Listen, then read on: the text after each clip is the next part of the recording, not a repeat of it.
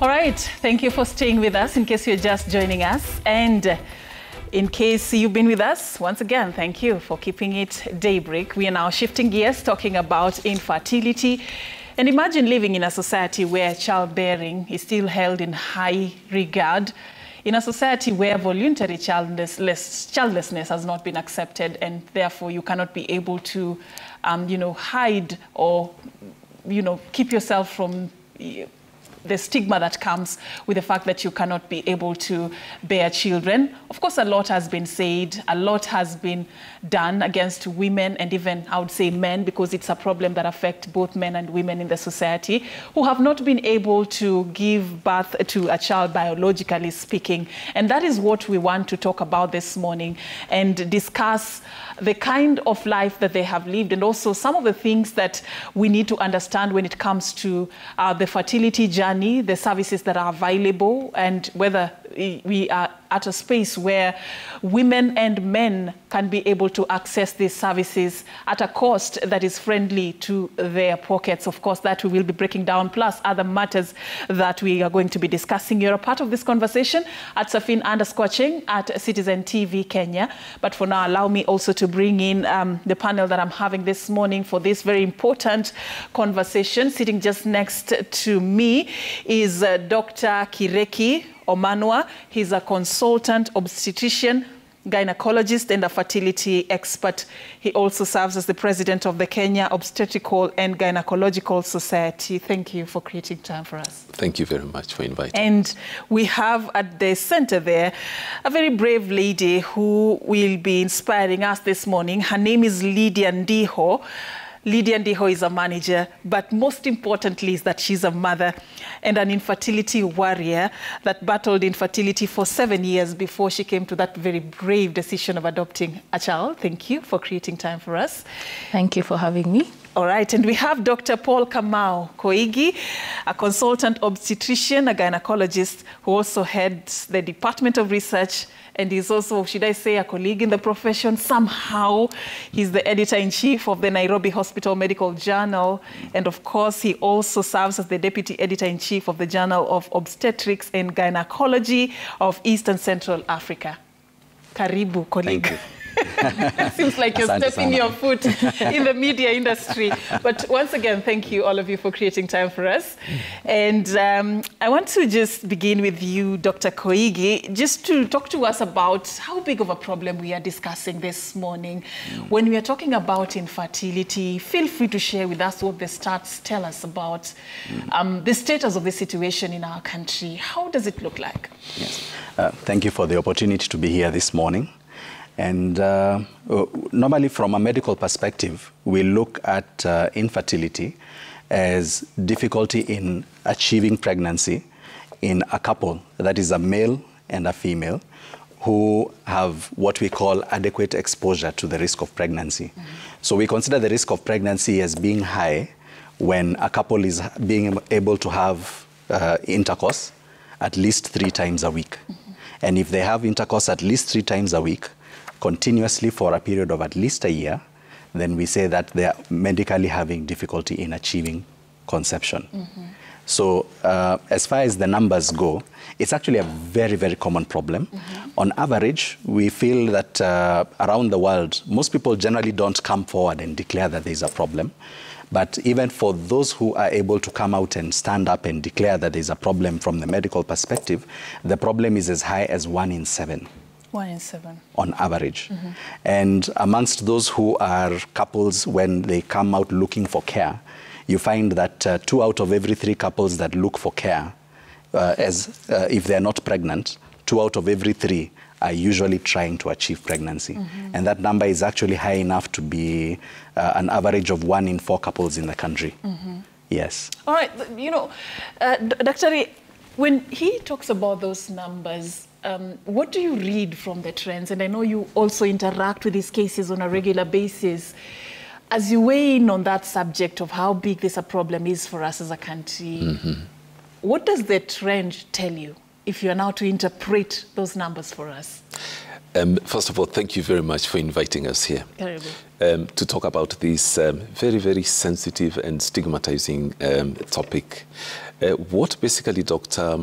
Koigi has mentioned is that 1 in 4 couples, which means about 25%. Mm-hmm. If we were to work with figures, let's work with the Kenyan population, which has, and we use, let's say, Kenyan population is about 50 million people. And if we were to divide that population into 2 and say 25 million are children, for example, a group which is not able to have children, to get pregnant because they have not yet reached that stage. And the other 25 million are the ones who are able to actually procreate. So that is 25 million. So if you are to take 25% of that 25 million, let's work with them with 20%. It would mean that 20% of 25 million, 10% would be about how much? 2.5? 2.5. Right. And you add another 10%, that is 5 million. So if you had to add another 5%, that would be another half of that, would be about 7.5 million Kenyans. In Nairobi today, Nairobi has a population of about 3, let's say maybe 4 million. It would basically mean that all the people in Nairobi, plus a few other counties which are next to Nairobi, all of them put together would be having issues with infertility, whether it's primary infertility or secondary infertility, which is a huge number. But we don't talk about it. We don't talk about it because the entire Nairobi. Exactly. But why don't we talk about it? Because it is a huge stigma that you as a man, biologically, your sperm are not be able to work, are not working, or you as a woman, you have issues either with your eggs or with your womb or with your tubes and so on and so forth. And the way society has sort of socialized us is that if you don't have a baby, then you are less human than the other ones who have children. So it is a big problem. I just wanted to use those numbers so that we so basic for us, just like the entire Nairobi. That's how big a problem we are discussing. Imagine when we had COVID, what happened? Everybody was talking about COVID and the numbers and how many people have, are in hospital and so on and so forth. And the COVID numbers were not as many as what we have in infertility. But we are not talking. It's a bigger problem. It's a bigger problem. Talking about. And that's why we are here this morning, to break this silence and to tell you, just because a woman has not been able to biologically bring forth a child doesn't mean that she's not a complete woman. Or because a man has not been able to do that, does not mean that they are not a complete man. So I want to get to hear from you, Ndiho. For you, these are not just numbers. This is a life you live. This for me is life. Yeah. So for me, this is a journey I've taken, a journey I've gone through. So when I got married, as would be for most of us, we want children. And I'm one of those people who works with goals. So I was like, I want children by this age, and they must have finished, so that I'm done with this. Script. Yeah, yes, And I remember I still told I would either get 3 boys or 3 girls. As in, this was a really planned out thing. So I stay 1st, 2nd, 3rd, 4th, 5th month. 6th month, I'm like, something is not adding up. Either I'm the one who math is not mathing. You track your cycle. For those women who are in this journey, you know how to track your cycle. So I'm like, it's not adding up. So I went to see my gyna. My gyna says, maybe perhaps your cycle is not cycling. So he went through a basic lesson with me for biology and stuff. Still didn't work. So he says, okay, now let's do tests. So we do tests, and so the one that I remember most was the HSG, because that thing is nasty. But, we do tests, hormonal tests, whatever. So he says, you have a mild version of PCOS, so Polycystic Ovarian Syndrome. And because you don't have all the symptoms, you have so few of them, this thing, in 6 months, will have sorted it out. I was like, hey, this man is hopeful. When we have hope. So I went and I read about it and I did all the things. It's chaotic. So we started the treatments, and after the first 6 months of treatment and nothing was happening, so he said, you know, I like him for this, though I give him props. He just said, I don't understand what's going on with your body, now let me refer you to another doctor. And at that time, I was referred to a doctor in Kenyatta who used to run the infertility clinic, or the beginnings of it, because at that time it was a small unit. So I went to see him, and, you know, we moved on. We did injectables, you know. But in all these things that you're doing, first, your hormones are everywhere. Let me just warn you, if you're on hormonal treatment, please forgive those women, because they are messy women, and it's okay. Because you're always, first you have bloating, your stomach is so bloated because of all these injections you're having. Of the side effects? You're I think understanding what's happening with yeah, your body is just hyper on. It's all over the place. Then there's the stigma. Everyone keeps asking you, so when are you pregnant? When are you bringing us a baby? Bado. Do you people know the honeymoon is over? And I'm like, what are you waiting for? What are you waiting for? Yeah. What are you guys doing? Good one. I used to be sent for suggestions of doctors.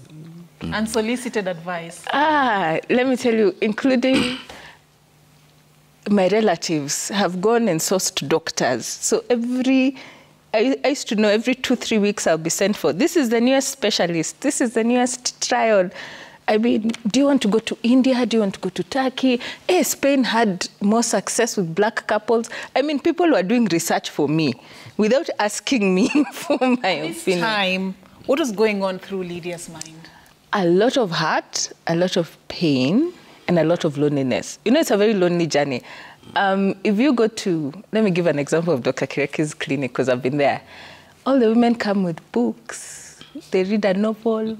You sit quietly as you wait for daktari. Because trust me, a lot of times by the time you're getting to Dr. Kireki or a doctor like that, of that level, all the other, you've seen 3-4 doctors who've now referred you to their teacher. Because like, so you can imagine the stigma you've gone through, the embarrassment, the pain, the questions, the blame. Because in Kenya, you're the problem. The man is never the problem. In fact, if we go to clinics, usually the women are alone. The man comes when need be. But, you know, so the man will be tested, yes, but a lot of the journey is by yourself.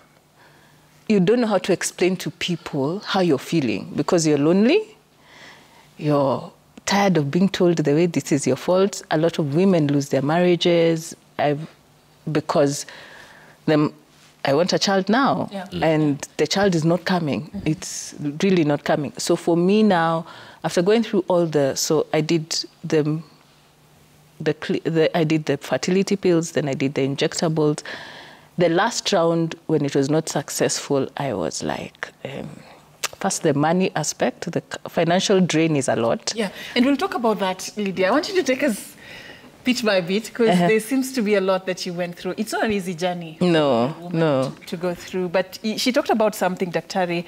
Her case was PCOS. And I just want you to break it down for us. And I'll get to you also, Daktari, to give us some of the other causes of infertility, the main ones in the society. Because other women could be going through something different from what you went through. So let's start with you. Okay, Lydia here talked about PCOS, or Polycystic Ovarian Syndrome.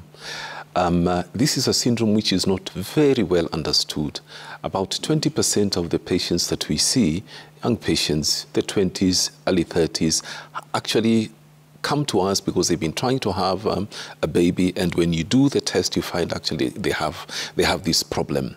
Now, this is as you said, it's a syndrome. A syndrome may have quite a number of symptoms. For example, most of the patients who have polycystic ovarian syndrome have issues with irregular periods. Some of them have very, they are all over the place, as you said. I had a patient who had a period once every 2 years, So even if you're to try to help this patient, you actually don't know where to start in terms of those days you are being told that, you know, you should have intercourse 14 days or whatever it is, you know, because there is no period. So irregular periods is one of the reasons. Some of them are overweight. Some of them have what is called hirsutism. Hirsutism is basically a condition whereby these ladies have hair where it is not supposed to be. They have a beard, they can have a mustache, for example. They have hair around the nipples, around the abdomen. And some of them are quite hairy, basically. They have issues with bloating. They have issues with low libido. They have issues with mood swings, and so on and so forth. And all these are interconnected in what we call the HPO axis. That is the hypothalamus, pituitary gland, and the ovaries. And they are all connected biochemically because the ovaries are not working the way they are supposed to be working, and they usually have a lot of eggs. Because there is a problem in the ovaries, let's say, for example, in this studio, let's say we put 1,000 people here, and then somebody suddenly says there's a fire. What are all these people going to do? They'll want to look for the exit. And when they get to the exit there, because the exit is one, all of them will just block there. So it's something similar that happens in polycystic ovarian syndrome. They have very many eggs, and when the time comes now for one of them to come out, because usually in a month a woman releases only one egg, there are so many of them which want to come out, and they end up blocking each other, and none of them comes out. And this now leads to the other problems that we have with the irregular periods and so on and so forth. Yeah. And thank you, Dr. once again for making it so easy. Yeah? But it sounds easy, but not for somebody who's gone through it. And that's why Lydia is here with us. But before we get to hear more from you, Lydia, Dr. Koigi, what are some of the most common causes of infertility in the cases you've interacted with? Yes. So in as far as reproduction is concerned, we have what we call the structures that facilitate reproduction, and then what Dr. Kireki was talking about, the function. So the structures that facilitate function of reproduction, you'll start from the brain, and then you come down to the ovaries, and then you go to the tubes, and then the uterus. So in that relationship, we have what Dr. Kireki was mentioning called the hypothalamus, pituitary, ovarian axis. So basically what happens is that the hypothalamus and the pituitary are part of the brain. So the hypothalamus will send a hormone which will stimulate the pituitary gland to release another set of hormones which will trigger the ovary to develop eggs. And while it triggers the ovary to develop eggs, it will also stimulate the ovary to release two other hormones, one called estrogen and the other one called progesterone, which will stimulate the lining of the uterus to develop. So the reason why we talk about the menstrual cycle is because when the eggs are developing, so the eggs are developed and then they are released. While that is happening, the hormones that facilitate the development and the release of the eggs stimulate the growth of the lining of the uterus. And the hormones which are released, called the most important one being progesterone, after the egg has been released, facilitates maturing of the lining in preparation for pregnancy. So those are the basic structures. Now, the most common conditions that can arise, assuming that there is something that is not genetic, the most common problems, if we start from a top-down approach, you could have issues that prevent the brain from being able to release the hormones. And when the brain is unable to release the hormones to trigger the ovary to facilitate development of the eggs and prevents the ovary from releasing the hormones necessary to mature the lining of the uterus, then that is one key problem. We call that hypogonadism. Then, over and above that, the most common problem that tends to be present amongst at least 35% of women who are looking for care for infertility is blockage of the tubes.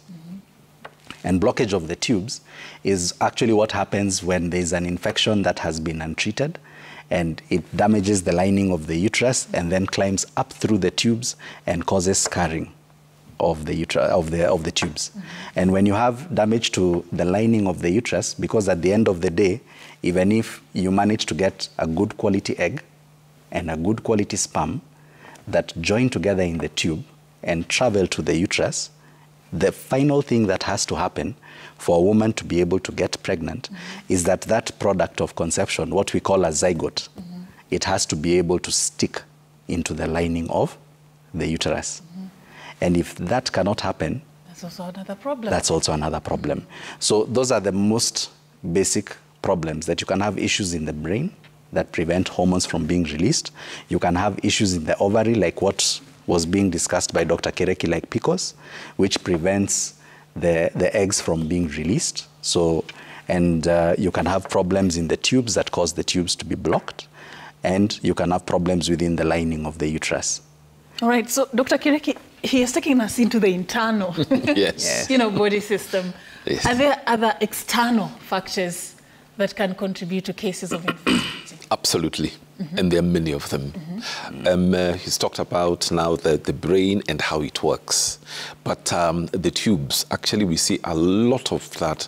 In this part of the world, it's one of the biggest problems. You find young ladies, 20-something, early 30s, either one of the tubes is blocked or both of them are blocked, or they have fluid in the tubes as well, what we call hydrosalpinx, and so on. We have a problem called fibroids, uterine fibroids.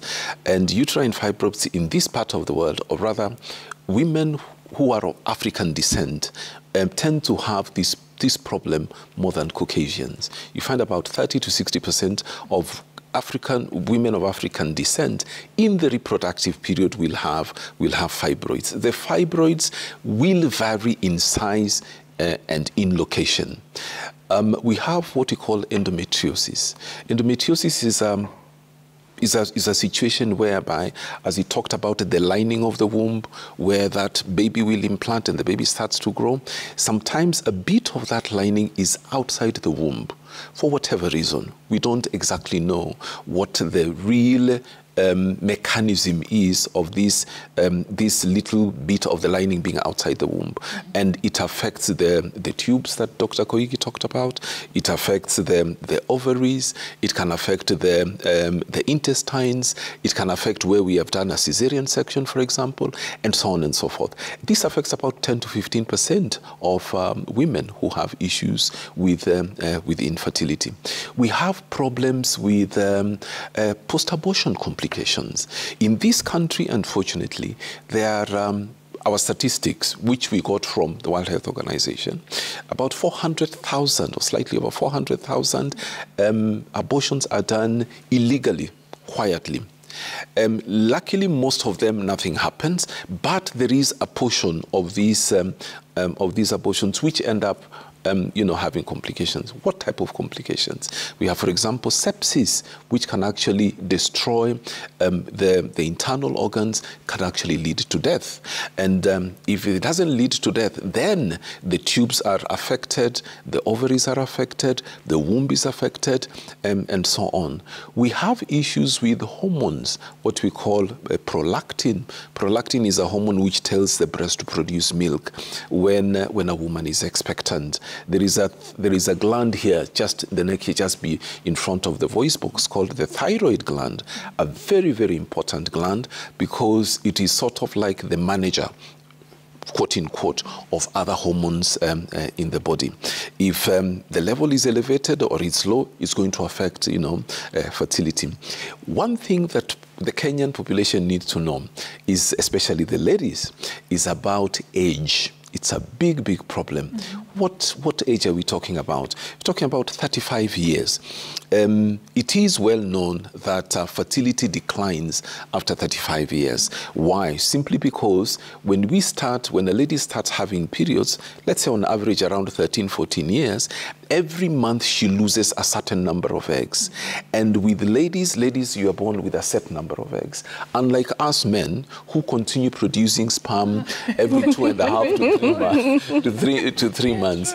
This is why a gentleman who is 60 or even 70 for that matter, if he is able to rise up to the occasion and he gets a young lady, he can actually do what? Impregnate her. Right. The opposite is not possible. Rise up to the occasion. I see what you did there. But, you know, so this thing about ladies nowadays trying to say, let me acquire it all, let me become independent. Yes. Get a job, settle. Climb up the social ladder. You know, before now, once I've got all this, and then you realize, Allah, I don't have a baby. And even the guys who are hitting on me are no longer there. Yeah. So it becomes a problem. It principally becomes a problem because the older they become, the fewer the number of eggs, number one. And number two, the quality of the eggs also deteriorates with age. Oh. So it becomes difficult for them to get pregnant.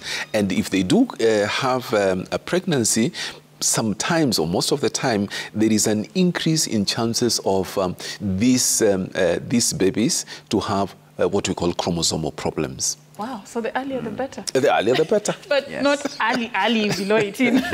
Okay, so Lydia, 7 years, a journey of trying to, you know, get pregnant. Yes. Talk to us about the emotional drain. Talk to us about what society was like during those 7 years. Take me to your world. Okay. I think the emotional drain is a lot. First, you know, when you first get the diagnosis, if you're Kenyan like me, Dr. Google is your friend.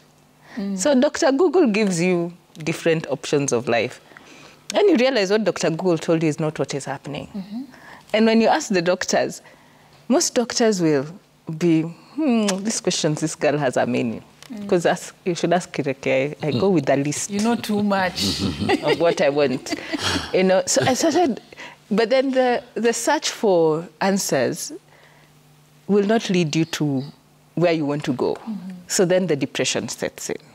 Then literally depression sets in, because then the hope is diminished and depression sets in. And you become, I remember I became very quiet, very introverted, very in my space. I would not go for like every year, I knew Mother's Day is on this Sunday, I would not go to church because church is painful on that morning. You know, everyone is given, people don't realize it, but the kids come from Sunday school and give their mothers like roses and stuff, and then the pastor tells everyone to stand up and praise for them for the gift of motherhood. You don't have a child. Most likely you got a negative result, like let's say a week or two before that. And so the negative result, and then now add this situation, which, I mean, he doesn't know.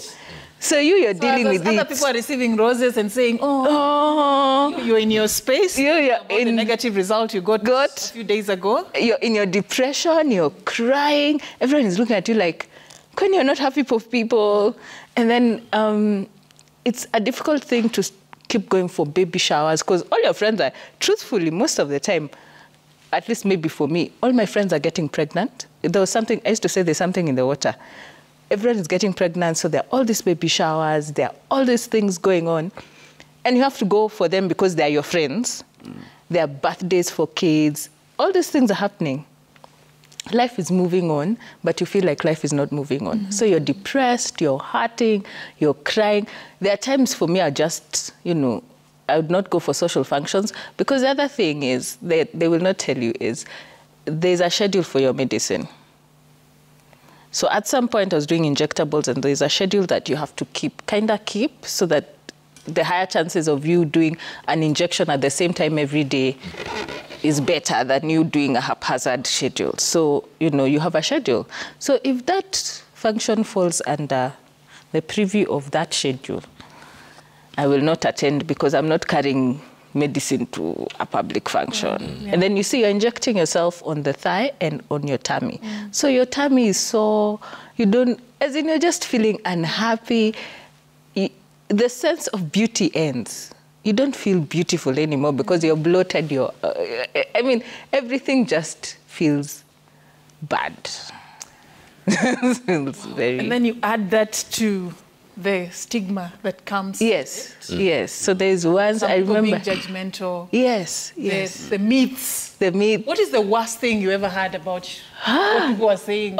You'll be told you were going through. I remember the one that really pained me is a neighbor telling the kids, "Don't go to her house. She doesn't have children." So I'm like, your kids coming to my house has nothing to do with whether I have children or not. It is not infectious. It is not an infectious disease. But that was painful. And when there are people who say, "Oh, did she have abortions? Is it her lifestyle? Is it?" I mean, you'll hear stories about yourself that even you wonder, who are you talking about? That is me. I mean, there'll be rumors upon rumors about you. There are people who will tell your mother things. Hey, when you allowed your daughter to do things and she didn't get medical care, there are things people say that are very hurtful. If you listen to the stories, because I'm part of some groups that you listen to the stories, others who have been told, you came here to feel the loo. That's all you did. That's the only thing you can do. How degrading can that be? There's one who said, "You don't deserve to be a wife to someone, so you're kicked out of home." A lot of ladies go through being kicked out. Right. And I admire your strength. I don't know whether it's only me, but the way you came back and how you speak about it so vocally and the passion that you have, just to talk about what you went through. That's something to admire. It's really inspirational for women who are in that journey this morning. Thank you. I want to, just come to you, Daktari. They say that stress is also one of the it can actually hinder, that particular process. Talk to us about stress and also just generally paint a picture for us about some of the factors that increase the chances of a woman getting pregnant, a favorable environment for a woman to get pregnant. How should it look like? Avoid stress is one of them. Yes, you're very right. Yeah. Stress is a very interesting concept because anytime something happens somewhere, you feel frustrated, the first thing you feel, stressed. The reason I brought that out is because of a woman who is battling infertility. And the stigma comes, the name calling. Yes. So she's trying to have a child, but she's still stressed in that. Yes. And one of the biggest problems that happens within that context is that you're facing a lot of pressure, first of all, from within yourself, because it's a life goal. It's something that you really want to achieve, and you're frustrated that it's not coming through. Then moving from there, within the couple, it can actually be a legitimate cause of friction. You actually find that up to 1 in 3 couples who are having issues with getting pregnant actually end up being at risk of parting ways. And in fact, it's so bad that the risk of intimate partner violence is actually raised by more than 20 times amongst couples who are having difficulties getting pregnant.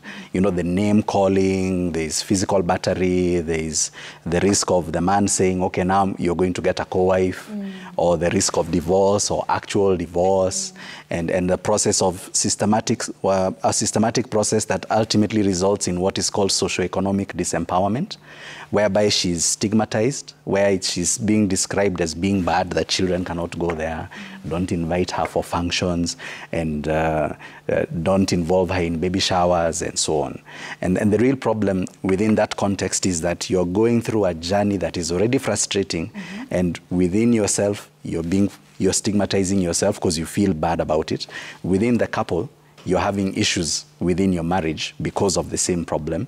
Within your immediate family, you're being pushed away. It's also possible that from the other side, from the man's side, a lot of pressure is coming from that end as well. And then from amongst your friends and from amongst your colleagues and everybody else at the society, you're being stigmatized. And worst case scenario, they end up experiencing something called being ostracized. That not only is this person bad, but let us now no longer have anything to do with her. And that whole concept of stress is really bad because it results in the production of a hormone called cortisol. This is the stress hormone. And that cortisol is also a steroid, like the other steroids which are produced by the ovaries. And that steroid hormone, in and of itself, when it shoots up so much, not only is it leaving you in a state of panic, and when the hormone goes down a little bit, you end up getting depression. And in the process of all that happening, it also has the ability to directly interfere with the ability of the ovaries to produce eggs. Okay. So when you're sitting there and you're very stressed, it can actually directly interfere with your ability to have your menstrual cycle. All right. So as also just tell us, what's the ideal environment? So the ideal, generally speaking, even for women who are battling infertility. Yes. So if a woman is watching us this morning and they want to get pregnant, let's just say a couple, because it's not even just a woman. It should not just be the woman. It's about a man and a woman. Yes. A couple who wants to have a child. What would create a very good environment? So increase the chances. Thank you for, first of all, mentioning that this is not just a woman problem. Yeah. Unfortunately, the women bear about 80 to 95% of the burden of infertility. In fact, in most places, if you walk around and you find a couple is having trouble getting pregnant, a lot of people say, quote unquote, "Hiyo ni shida ya wanawake," which is wrong, because it takes two to tango. So the ideal environment for a couple to be able to have, to realize their dreams of having children, if that is indeed an intention within the couple, because there are couples who decide otherwise. Yeah. But the ideal situation would be, number one, as an individual, first of all, work on your own personal health. Because as Dr. Kireki mentioned, if you're overweight, it's a problem. Because being overweight comes with its own set of problems in terms of how the body will handle fuel and in terms of how the body will produce hormones. And there are certain hormones whose production and function are directly compromised by virtue of being overweight, both in the males, because it can interfere with the ability to produce and deliver sperms, the rising to the occasion Dr. Kireki mentioned. And for the women, it can also interfere with the ability to produce eggs. It's actually one of the main features of PCOS, the PCOS that was mentioned earlier. Secondly, it's also important to ensure that you have a solid relationship within the couple. Because at the end of the day, even those other people from outside who are pushing you to have children, they're not really going to be around to help you once you succeed. It's the two of you. Yes, you're the one who will wake up in the middle of the night to change diapers. You're the one who will be there nursing the baby when the baby has colic, if you're successful. And at the end of the day, it becomes a really big problem because, well, there's so much unsolicited advice being offered. There's no real tangible help being provided. Number three is if there's a problem with getting pregnant, please don't sit back and wait to look for help. From a medical perspective, we say if you take a year to say that you have a problem, if the year must pass, then please within that year start looking for medical attention. There's usually this fear of people just want to be okay. They feel they're okay. Yeah, you may feel okay. Not especially the man. In fact, the woman would be the first one to sneak and go and see the doctor to ask questions. But the man will feel like, by the way, no man has a problem. That's what they for as long as they can rise to the occasion, they don't feel that they have a problem. But you know, it's the same thing with problems like hypertension, because high blood pressure is known as a silent killer.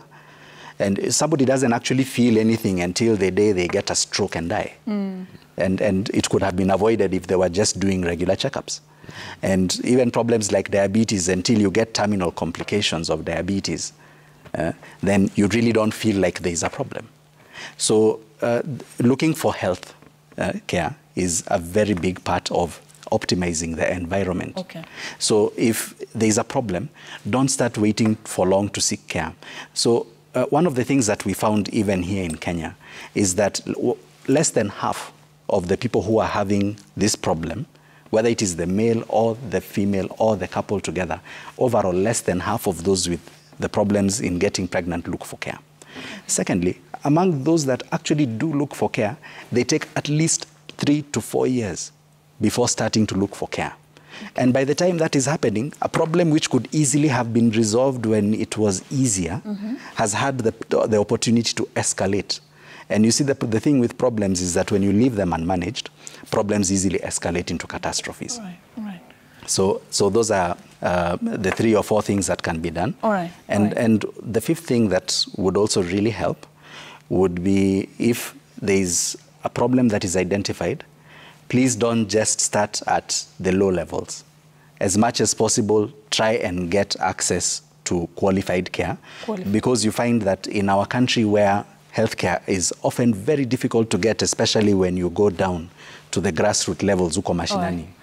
So you find that people actually find that they have a diagnosis, say for instance, people who have had problems with blockage of tubes, and you find that up to 70% of those in the more rural areas are actually having trouble getting access to either a gynecologist or a fertility specialist, because the person who is managing them is not referring them upwards. Okay, thank you for mentioning that. But I just come to you, Dr. Kireki, just to also talk about something he brought out, the issue of weight and its connection to infertility. It's something that we are not really paying attention to. How big of a problem is it? Just talk to us how this two connect.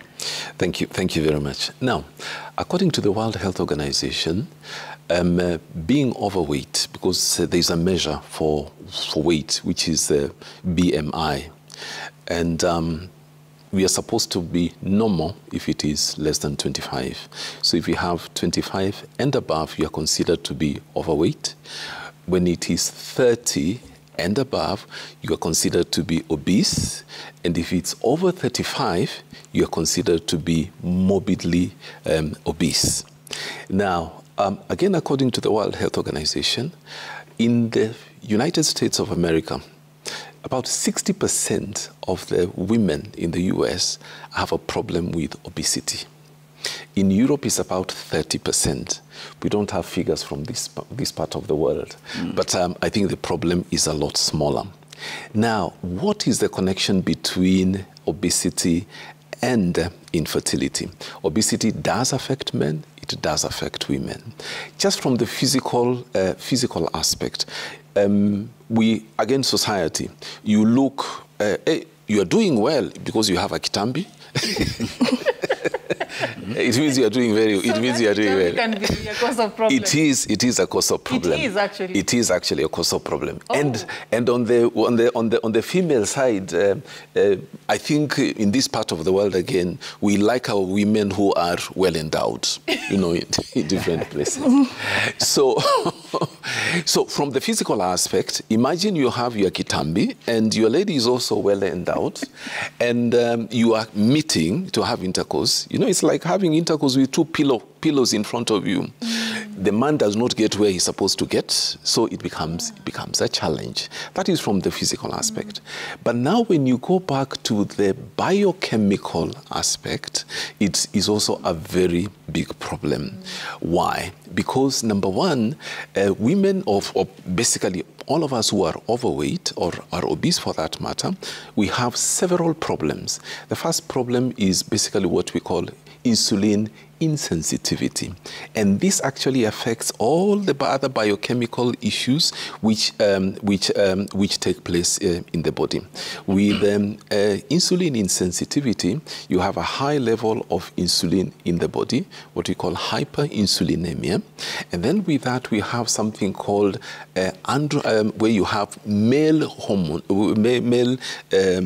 hormones increasing, what we call hyperandrogenesis. Now, apart from that, the body, as the Bible says, we are beautifully and wonderfully made. In order for a woman just to get pregnant, so many things have to come together such that for that sperm and that egg to meet, all these other things also have to fall into place. In the blood system, there are so many proteins which have to work together. There is something we call sex hormone binding globulin. When you are overweight, this actually reduces.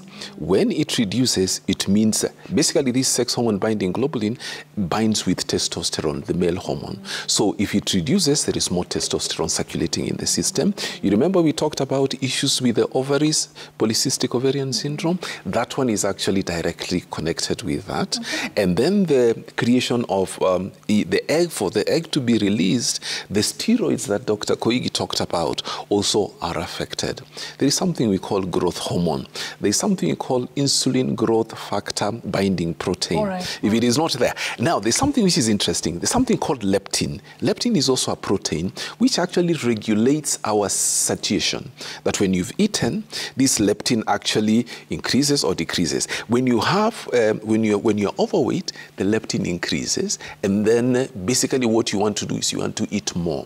The fatty tissue that we have, there's a lot of biochemical processes which actually are taking place there. And this will affect the HPO that we talked about. You find that if you are overweight, the adipose, the fatty tissue, will produce chemicals. The chemical processes that go there will directly affect the HPO axis. And the HPO axis is not only in women, it also affects men. You find that your testosterone levels are going to be low. The hormones which work together in tandem in order to produce sperm are affected. When men are, heavy in the girth, as it were, you find that the temperature in the scrotum increases. So you find that there are issues, in production of sperm. It's all interconnected. Beautifully interconnected. No offense. Absolutely.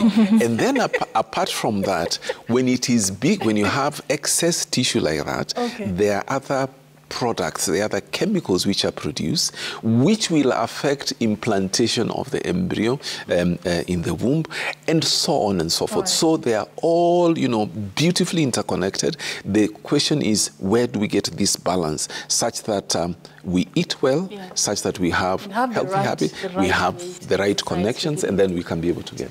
Okay, Lydia, a lot has been shared. I mean, we're just learning a lot in this, and I'm just discovering that a lot that we needed to discuss, but your time we can.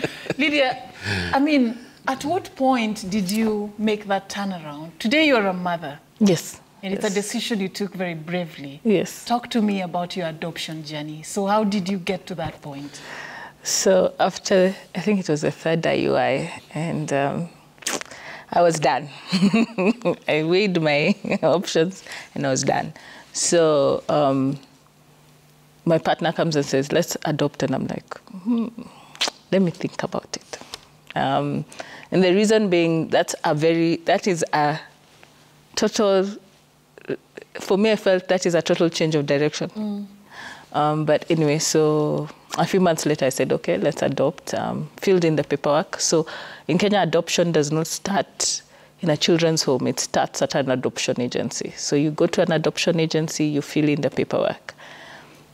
It is like filling in an application for a whole, I mean, this process is vigorous. If you're not going to just know your info, so you fill in all the paperwork, then there's an adoption committee that meets and vets and goes through your paperwork and confirms that all is well. And then after that, they start looking for a child, depending on what you have described. You'd sign up before you know who is going to be your child. In Kenya, adoption is blind. Like you can select. There's no pre-selection in Kenya. Adoption is blind in Kenya. Like, it's very closed.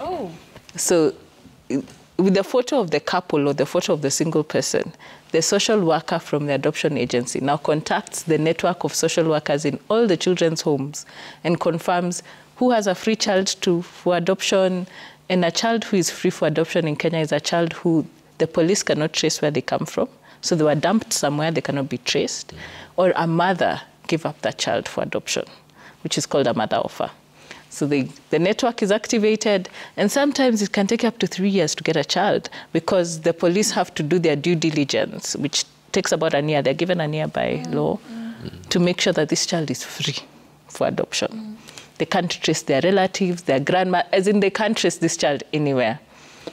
So when that happens, then you're called and told, we have a child, whichever part of the country this child is found. You don't choose whether it's a boy. You can choose whether you want a boy or a girl. That's like, there are people who even are here choose different aspects of the child. For me, it was very simple. I wanted a girl or a set of twins who may not be adopted because they have either eczema or asthma.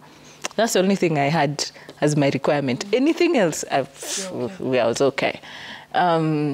So for us, the child was found in Nanyuki, so we Went to Nanyuki, bonded with the child, hung out with the child, and finally were given the child to go home with. But was it easy for you to get to that point? No. Especially having tried for so the people were still trying. Let me put it this way so that I be sensitive to people. A lot of times you feel like you're giving up your dream. That's like when you're adopting, now I'm giving up this other dream. Done, yeah. That I'm shutting the door on this other dream. So it's literally, you feel like that dream died. You feel like you grieve. You grieve for the fact that it didn't work for you. You grieve for the fact that you're giving up something. For me, I had that process. I had to do that whole process and accept that I had to come to a point of balance where I accepted that this may not have worked for me, but I have another solution. It might not have been the solution I started with, but I have another solution. Do you feel fulfilled? Very. My daughter cured me of all motherhood hang-ups. That's what I usually say. I give her props because we had the whole colic, we had the whole sleepless nights, we had everything. So because she came to us when she was 6 months, but she was underweight. She was, there were many things we had to deal, and she had eczema. She had facial eczema that was really bad. So the hang-ups, that one she cured. However, do I still hold on to the hope that one day, who knows? Who knows? I have kept that door open. Yeah, so I have kept that door open because you can't shut. I'll say this for most women, that's not a door you can shut, especially if it was your dream. That's a door that is... It can never go away. That desire doesn't go away. And that's where you will hear a 54, 55-year-old, the doctors can attest, who will go and see them and say, I want a child. In terms of cost implications, it's costly. Infertility in this country is costly. The drugs are costly.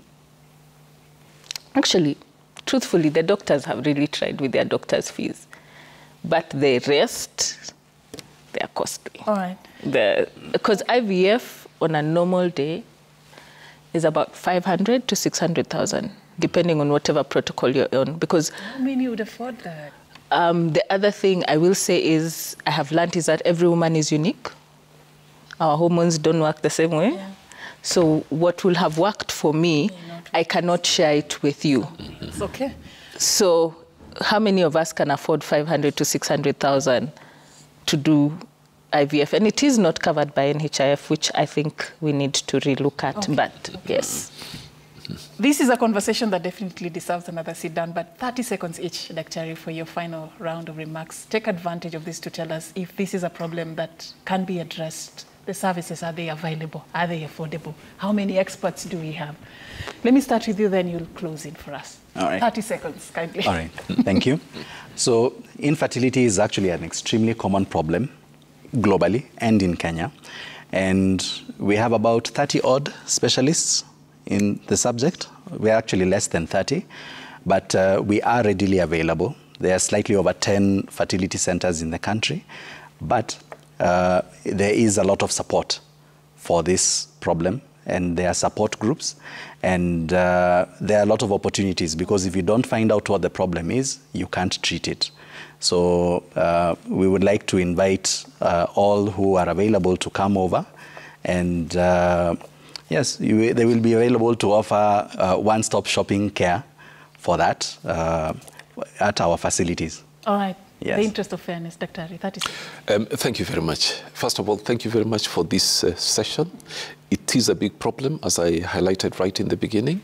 We don't have enough facilities. We don't have enough personnel in order for us to fulfill the constitutional mandate, whereby we are supposed to give the highest level of care, and in reproductive health for that matter, sorry.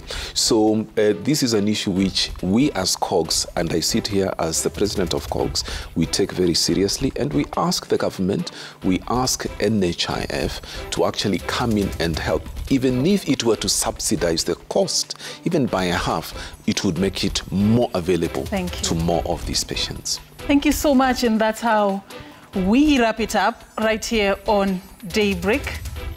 All right, so I mean, let's just wrap this up. And this is a conversation definitely that we will be picking up in the near future. We appreciate your time, and I hope that now you know that it is a problem that can be addressed. I was having a sit down with Dr. Kireki Omanwa. He is the president of the Kenya Obstetrical and Gynecological Society. Also in studio with us was Dr. Paul Kamau Koigi. He is a consultant obstetrician, a gynecologist from the Nairobi Hospital. And of course, in studio, we were also having Lydia Ndiho. Lydia is an infertility warrior, a mother that actually has shared with us her inspirational journey this particular morning. My name is Safina Cheng Oma. Have a lovely day, and thank you for watching Daybreak this morning.